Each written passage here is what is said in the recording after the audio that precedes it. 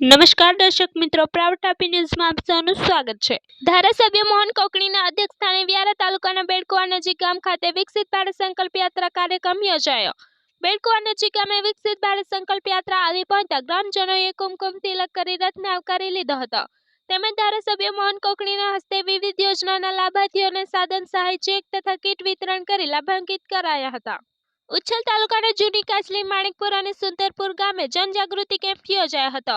હરમાં 221 આદિમ જૂથના નાગરિકોએ ભાગ લીધો હતો। કેમ્પના સ્થળ ખાતે ઊભા કરવામાં આવેલા સેલ્ફી પોઈન્ટ નાગરિકોના આકર્ષણનું કેન્દ્ર બન્યું હતું। સોનગઢ તાલુકાના જૂની સાલટીપાડા ગામ ખાતે પ્રેમ સંબંધમાં સમાધાન ન થતા અજીત કાંતિલાલ પાડવીએ નરેશ દામુ વસાવાના ઘર પર પેટ્રોલ છાંટી આગ ચાપી દીધી હતી। ત્યારે ઘરમાં રહેલ 50 મણ ડાંગર સહિતનો અનાજ અને ઘરવકરીને નુકસાન થયું હતું।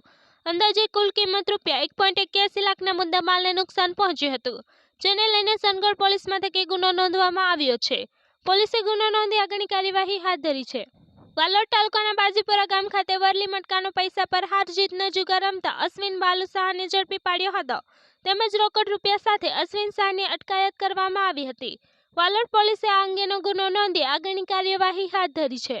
સોનગઢ પોલીસે વાંકવેલ ગામ ખાતેથી ગેરકાયદેસર રીતે વરલી મટકાનો પૈસા પર હાર જીતનો જુગાર રમતા 5 જેટલા જુગારીઓને ઝડપાયા હતા, તેમજ કુલ કિંમત ₹5.59 લાખનો મુદ્દામાલ જપ્ત કરવામાં આવ્યો હતો અને 60ને વોન્ટેડ જાહેર કરવામાં આવ્યા હતા। પોલીસે આ અંગેનો ગુનો નોંધી આગળની કાર્યવાહી હાથ ધરી છે। કાકરાપાર પોલીસ સ્ટેશન વિસ્તારમાં આવેલ ચાંપાવાડી ગામ ખાતે બસ સ્ટોપ પર રાત્રિના સમયે એક વૃદ્ધ સ્ત્રી ઘરે જવાનો રસ્તો ભૂલી જતા હતાશ થઈને બેઠા હતા। ત્યારે જાગૃત નાગરિક દ્વારા તે અંગેની જાણ કાકરાપાર પોલીસને કરવામાં આવી હતી, જે બાદ પોલીસ દ્વારા સ્ત્રીનું કાઉન્સેલિંગ કરવામાં આવ્યું હતું। ત્યારે જાણવા મળ્યું હતું કે સ્ત્રીનું નામ દીનુ બજુ ગામિત છે, જે બાદ પોલીસ દ્વારા તેમના પરિવારની શોધખોળ હાથ ધરવામાં આવી હતી અને વૃદ્ધ સ્ત્રીને કુશાલપુરા તેમના પરિવાર સુધી પહોંચાડવામાં આવ્યા હતા। કાકરાપાર પોલીસે વૃદ્ધ સ્ત્રીનો પરિવાર સાથે પુનઃ મિલાપ કરાવી સરાહનીય કામગીરી કરી હતી। છત્તીસગઢ ખાતે સરકાર દ્વારા હસદેવ જંગલમાં હજારોની સંખ્યામાં વૃક્ષો કાપવામાં આવી રહ્યા છે, જેને લઈને આદિવાસી સમાજ દ્વારા સખત વિરોધ નોંધાવવામાં આવી રહ્યો છે। ત્યારે તેના પડઘા તાપી જિલ્લામાં પણ જોવા મળી રહ્યા છે। આદિવાસી યોદ્ધા સેના દ્વારા વ્યારા ખાતે વન અધિક્ષકને આવેદનપત્ર પાઠવવામાં આવ્યું હતું અને 8 જાન્યુઆરીના રોજ વ્યારા તાલુકો બંધ કરવા માટે અપીલ કરી હતી। હું દિવ્યેશ ગામિત, આદિવાસી યોદ્ધા સેના વ્યારા તાલુકા પ્રમુખ। આજ રોજ અમે વ્યારા વન કચેરી ખાતે છત્તીસગઢમાં જે જંગલો કાપવામાં આવી રહ્યા છે અને જંગલો કાપીને કોલસાની ખાણ બનાવવામાં આવી રહી છે, એના વિરોધમાં આવેદનપત્ર આપવા માટે આવ્યા હતા। અને તે ઉપરાંત આજે અમે એનાઉન્સ કરીએ છીએ કે આ છત્તીસગઢમાં જે જંગલો કપાઈ રહ્યા છે અને પ્રકૃતિનો વિનાશ કરવામાં આવી રહ્યો છે, તેના વિરોધમાં આવતા સોમવારે 8 તારીખે વ્યારા તાલુકો સંપૂર્ણપણે બંધ રહેશે એનું એલાન કરીએ છીએ। जय आदिवासी, जय जोहार, जय जोहार।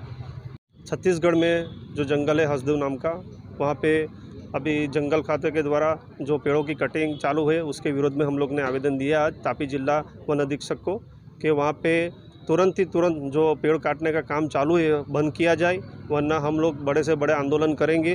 और छत्तीसगढ़ में जो पेड़ कट रहे हैं उसकी वजह से ऑक्सीजन का जो प्रमाण है वो कम हो रहा है और उसकी वजह से भारत देश के सब नागरिक पे उसकी बुरी असर पड़ेगी।